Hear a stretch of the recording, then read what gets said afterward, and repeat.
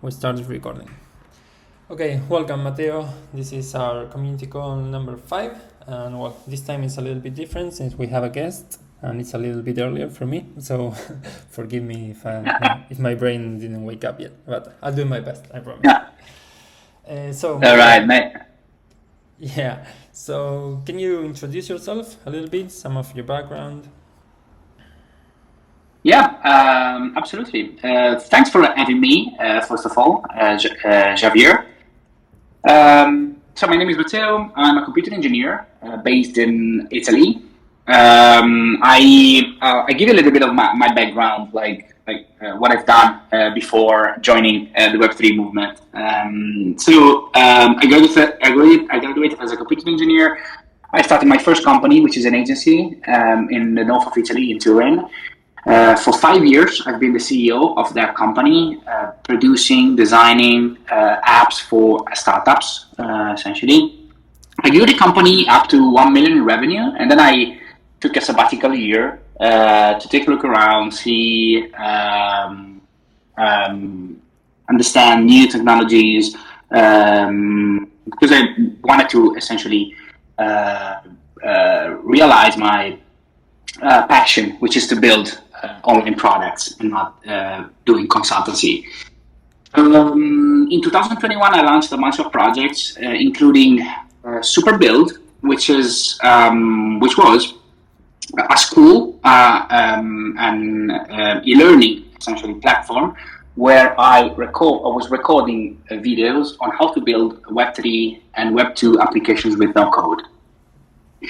And this is actually the genesis of Sparkwave, because one of the courses was about Web3, how to build a Web3 app with no code.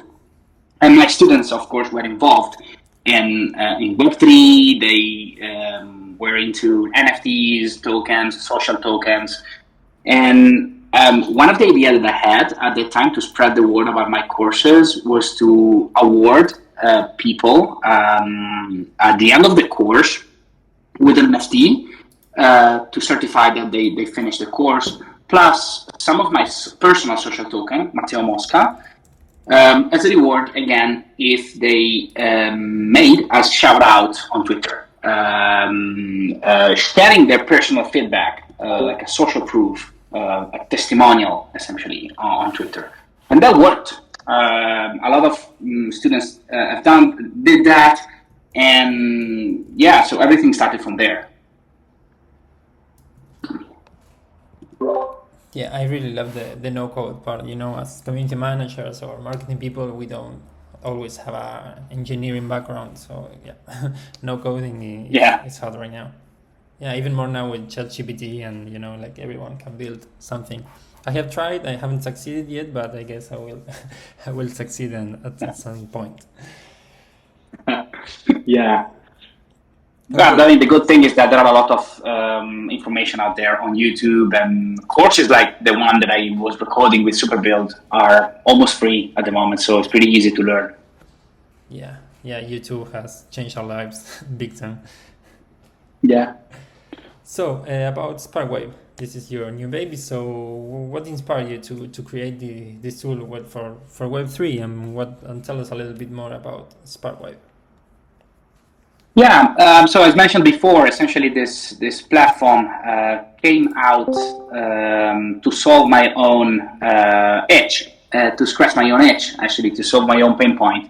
As mentioned before, I wanted to reward people that made a shout out on Twitter. It started with a spreadsheet with a list of people that accomplished my request. And then I gradually automated the entire process till Sparkwave essentially came up. Again, a spreadsheet and then an automation with the software that I personally built at the beginning with no code tools at the beginning. Now it's not no code anymore because the engine that we built is pretty complex and sophisticated. So we need to handle everything with smart contract and some off-chain scripts. But at that time, it wasn't necessary to have all this structure to test, to validate the idea, let's say.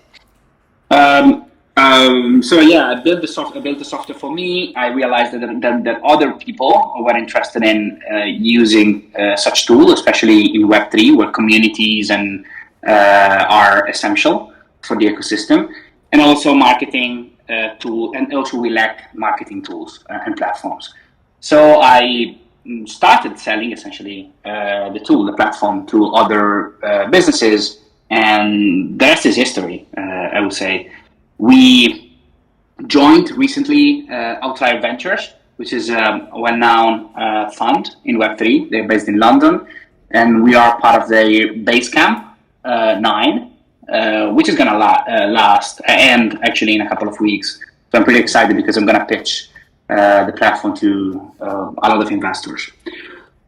So yeah.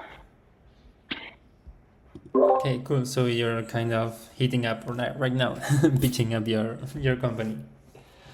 Yeah, exactly. Pretty intense period because I'm into product sales, hiring new people, marketing, business development. It's pretty tough, but exciting for sure.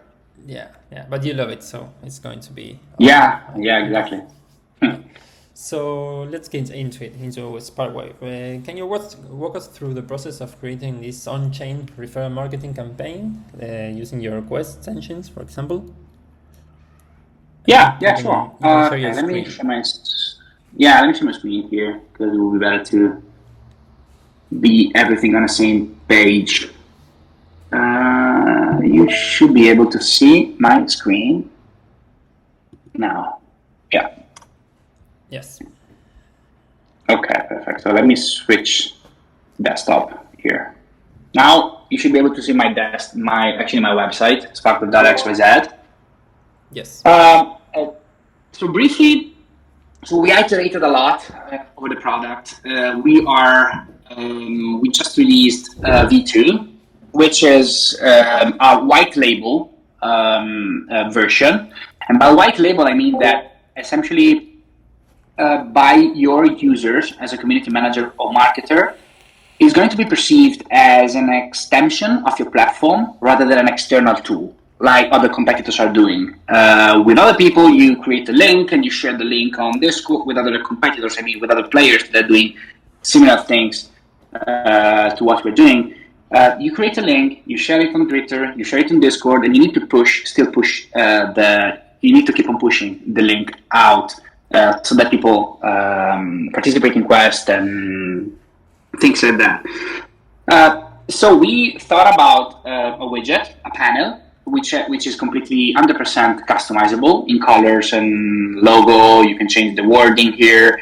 And so the entry point for all the people that want to participate in your loyalty program is going to be your own website, where they take actions, where they actually deposit liquidity, where they borrow, where they do everything in relation with your smart contract, essentially. So the widget or the panel, the white label panel, is going to come up at the bottom right or bottom left of your website, similar to what a chatbot does. And we have two systems at the moment to reward people. First one is based on the on-chain actions that they take, which are these ones here. All the process behind the scenes is automated. So we have a script that pull data from the chain, check that a specific wallet address have done specific actions, like for example, deposit liquidity, keep the liquidity in a pool for a certain amount of days, hold a token, buy a token. So all the primitives essentially of the blockchain, and you can use any of this. Of course, we have an editor where you can set where you can customize the specific action.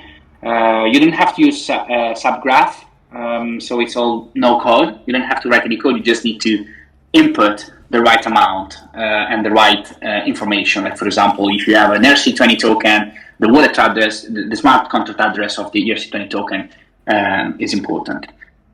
As soon as you create the quest, they will come up here in this section, ways to earn.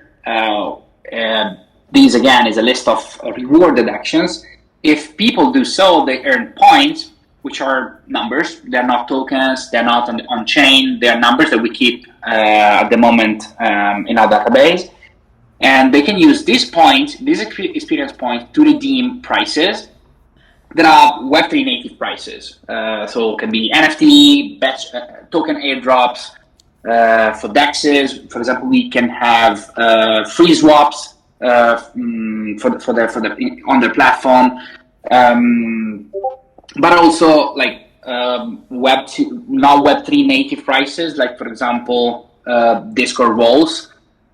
You can assign a Discord role to specific users that do an on-chain action, and or invite them to a private channel, or for example, where you share premium content. The second way we reward people is when they refer a friend. When you join the program, the system creates a unique referral link that you can send to your friends, and if these people essentially join your platform and make a transaction, which is something that you need to define to them to specify the key, we call it key action. If those people do that key action, they get rewarded with some experience points. So it's a referral. It's a pure on-chain referral program. These are the two ways that a community manager and Web3 marketers can use to incentivize people to use their protocol. I think that's it. I can show you how to customize the widget, but that would take a lot more time, so it doesn't make any sense. Just bear in mind that you can, again, change colors, change everything here, and what you see here essentially is all customizable. Yeah, that's awesome. Yeah, I'm really bullish on chain actions for Web3 marketing, because it's like where users really use your platform, and they don't just extract your tokens or your NFTs. So yeah, they actually use it. We spent some time to learn from Web2 loyalty programs. Actually, we took like 2 weeks analyzing all the best, most successful loyalty programs in Web2, and actually we realized that most of them were tracking fiat transactions on Shopify, for example. So when you buy an item on Shopify, you make a transactions in fiat. They track, of course, they are integrated in your marketplace, and they know when you buy something. So if you're a current customer, so you buy more than once one of their items, you become a loyal customer, and you are eligible to be rewarded with some prices, which are discounts and other prices. So that's why we are more into on-chain rather than off-chain quests, and we can talk about this a lot because I've been in this quests space for a year now, so we can talk about this. But yeah, what I want to say is that on-chain quests are a guarantee that people that you reward have used your protocol, so have done something in relation with your protocol. Yeah, and that's the goal for adoption for each protocol, right? So not just retweeting or joining Discord and doing nothing, but really using it and learning from it and exploring it. So that's perfect. So let's go a little back to Web2 or social off-chain. What do you think are the pros and the cons of social or off-chain quest engines, since you are now focusing on-chain? Yeah, this is exactly what I mentioned before. It's how do you say in English? It's a two-sword weapon, I think, because on one hand, when you launch an off-chain quest, like for example, comment a tweet or reply to this tweet to win rewards. That kind of quest might attract a lot of mercenaries that are there just to jot a reply. Typical, amazing team, this project is awesome, dumb, if I may say, dumb comments that doesn't add any value to your protocol. And of course, you can drive some vanity metrics, impressions, replies, comments that make your manager happy. But at the end of the day, you're not attracting the right audience, the right people that you want to have. People with potential money that can spend on your protocol and things like that. So this is a concept. I mean, I'm not against off-chain quests and social quests because you can do a lot of good things. But they have to be done in the proper way. Like, for example, you want people to leave a comment only if they use your protocol at least once, so they can leave an authentic testimonial, an authentic proof, social proof. Sorry. So that's something that we want to do at Sparkwave, and that's why we posed a little bit on off-chain quest in V2. We're going to gradually integrate V2 quest, only we are going to integrate only those off-chain quests that are designed to function, to provide ROI to community manager and Web3 marketers. I don't know if I answered your question, but yeah, these are my first pros and cons that comes to mind. Yes, that was awesome. And actually, well, according to my latest experience, I'm on Twitter right now. It's full of bots, like everywhere. So yeah.